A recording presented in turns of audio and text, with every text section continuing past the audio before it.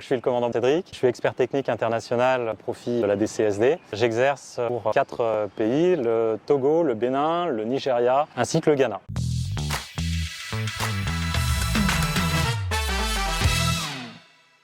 La mission du coopérant, elle se divise en 2 parties.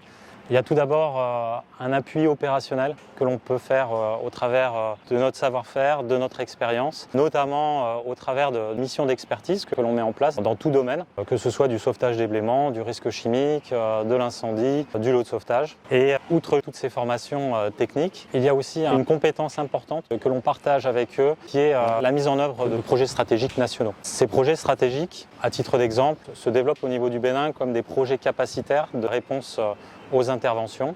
Nous avons décidé de mettre en place des solutions pragmatiques, des solutions opérationnelles. L'idée, c'est d'acheter 2 motos par caserne, de les équiper avec un sac prompt secours, avec un défibrillateur, avec une solution d'oxygénothérapie et également de brancards enroulables. Aujourd'hui, on a donc 25 centres qui sont équipés de cette manière-là au Bénin et c'est vraiment performant puisque l'on peut aujourd'hui accéder à des populations qui sont éloignées. C'est une solution aussi qui nous offre la possibilité de nous faufiler dans le milieu urbain. C'est vraiment une solution parfaitement adaptée. Le deuxième projet qui nous importe beaucoup au niveau du Bénin, c'est le projet de réponse capacitaire que l'on a monté en comité de pilotage avec les autorités béninoises. Il s'appuie sur 5 piliers. La mise en place d'un numéro d'urgence unique qui jusqu'à présent n'existe pas. La densification du maillage territorial. On se rend compte que nous avons un pays avec 25 centres de secours et le maillage territorial des centres est bien insuffisant pour pouvoir couvrir tous les besoins du pays.